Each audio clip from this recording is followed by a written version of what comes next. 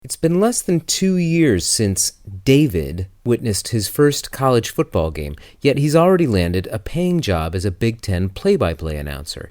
That's because, unlike most aspiring sports personalities at the University of Illinois, David speaks the world's most common language, and his name is only David among people who don't. Liaohan, that's my Chinese name. That's my real name, actually. It's my name.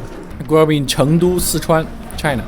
I study sports management in Applied Health Science College. 6 Saturdays this fall, David will sit in a radio booth 8 stories above the field where Red Grange and Dick Butkus became legends.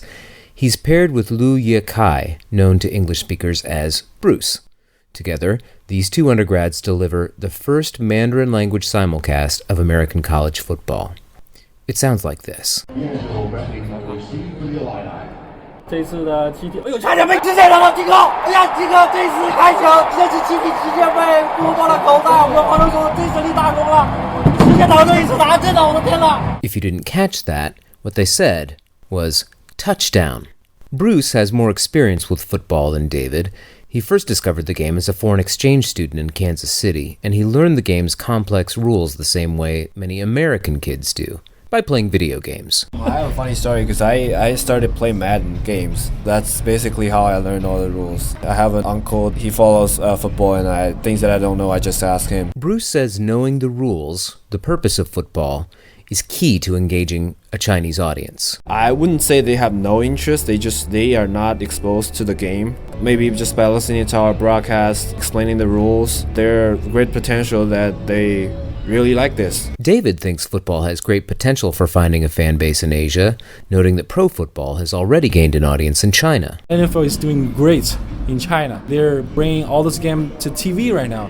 It's not about this is a culture thing. You know, everybody's the same thing. We want to get closer. We want to get inspired. They need an opportunity. The opportunity was the brainchild of Mike Waddell, Senior Associate Director for the Division of Intercollegiate Athletics. A few years ago, DIA started to do a Football 101 clinic. A large number of the people who came to the event were Chinese. They learn about the game while watching the game in their native tongue, but they also get a chance to get really excited when we score.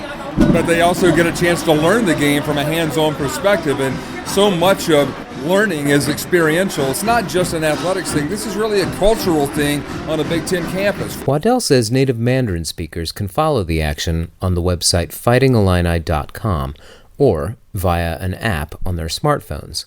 Is anyone actually listening? Waddell says he's pleased with the response so far. It was fun to go through the stands at the Kent State game and to be able to see our Chinese students listening to the game on the free stream via their smartphone. What research or evidence do you have that this is the first simulcast in Mandarin? We just Googled to see if anybody was doing Division I college football in Mandarin. There are only about 130 teams, and we weren't able to find anybody who was doing that, so I feel pretty good that we were the only Division I team. I assume that part of this is because you want to stay in touch with alumni that are actually in China, maybe get some donations. Absolutely. You always want to stay in touch with alumni.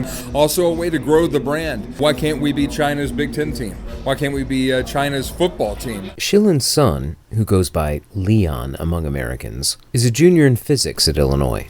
He listened to the Mandarin simulcast and thinks David and Bruce are hitting the right tone to attract a Chinese audience. Specifically, he says they're far more animated than American broadcasters. I think is pretty similar to Mandarin broadcast in China. Very emotional, because you have to be very passionate about the sport and then get the audiences engaged. Sun grew up speaking both Mandarin and the language native to his hometown of Guangzhou, which is Cantonese.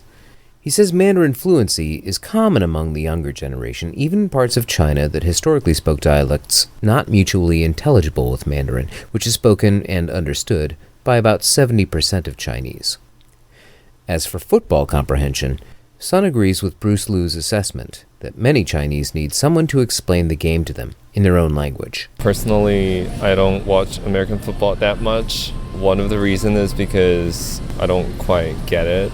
And if that will be a Mandarin version of it, I'll be more easy to get information that's in the match and then explain the rules of American football, and that will improve our understanding of the whole game. A 2014 master's thesis titled From China to Urbana-Champaign, A History of 100 Years, is posted on YouTube. Its author, Jing Zhu, earned a degree in journalism at Illinois. This documentary says the infusion of Chinese students began in 1909 under University President Edmund James, with assistance from U.S. President Theodore Roosevelt. Today, Chinese nationals account for a full 12% of the student body, according to Vice Provost Chuck Tucker. But the Zhu documentary notes that most Chinese students return home once they graduate and never integrate into the larger student body. That's not been the experience for David and Bruce.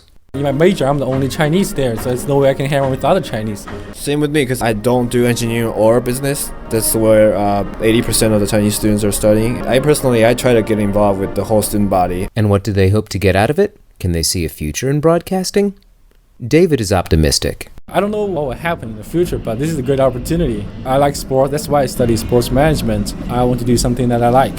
Here, students, they think they don't like football. After one game or two, they fall in love with it, and they ask me, hey, thank you for reaching out. This is a great experience. I hope you can reach out more people. We're trying our best to bring everyone together, one school. Bruce is an agricultural financing major, but he admits his heart is in sports. This is kind of like my dream job. Although my major had nothing to do with this, I've kind of considered sports major before I get on this campus, but after I talked to my parents, I compromised my interest to study something that more wanted to get in the job market. But there's an opportunity, and I can take advantage of, definitely, because this is something I really love to do, and we'll see what happens. For Illini Report, I'm Rob McCauley in Champaign-Urbana.